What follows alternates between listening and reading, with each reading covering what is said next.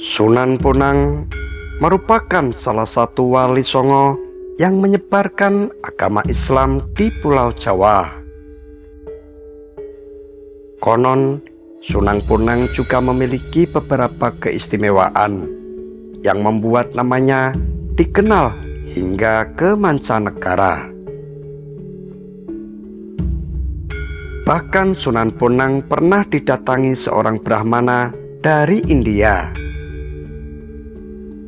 Nama Sunan Bonang ternyata juga begitu dikenal di negeri India kala itu.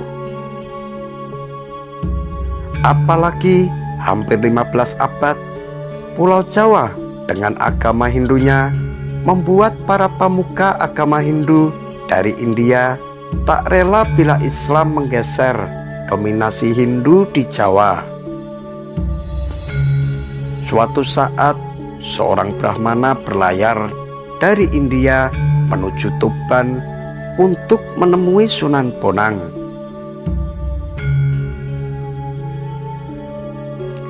Brahmana ini membawa buku-buku tentang agama dan ilmu pengetahuan. Brahmana ini hendak mengajak Sunan Bonang untuk berdebat. Namun naas, sebelum sampai ke Tuban, kapal yang dinaikinya tenggelam karena hantaman ombak. Beruntung sang Brahmana ini sendiri selamat, meski terdampar di suatu pantai dalam keadaan pingsan. Begitu siuman dari kejauhan, tampak olehnya orang berjubah putih sedang berjalan menuju tempat ia tergeletak. Sang Brahmana tidak berkedip memperhatikan orang yang bertongkat itu. Tapi sang Brahmana ini tak mengetahui bahwa orang yang ditemuinya ini adalah Sunan Bonang. Saat itu, sang Brahmana berkata hendak bertemu dengan Sunan Bonang. Ia menyampaikan maksud hendak berdebat dengan Sunan Bonang, tapi sayang, buku-buku yang dibawanya yang hendak dijadikan materi justru hilang ditelan ombak. Mendengar keterangan sang Brahmana, Sunan Bonang pun langsung mencabut tongkat yang tertancap di tanah.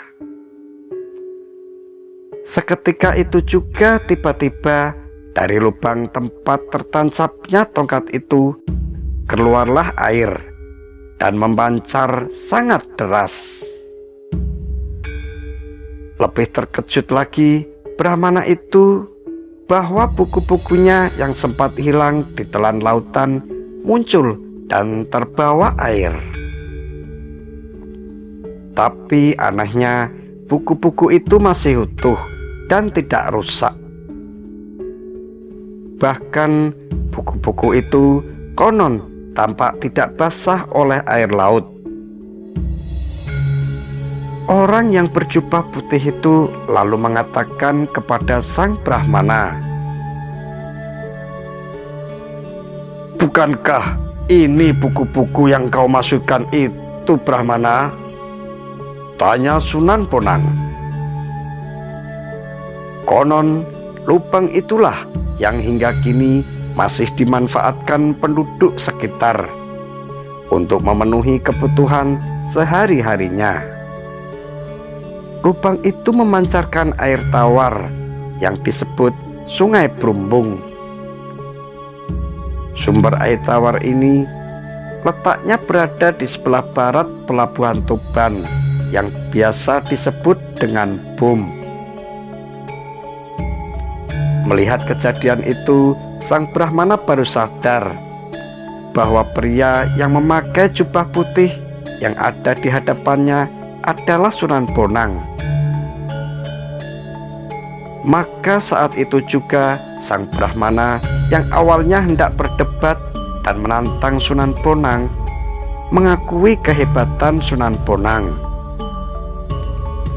Seketika itu pula ia berjongkok di di hadapan Kanjeng Sunan Bonang dan lalu meminta maaf atas kelancangannya.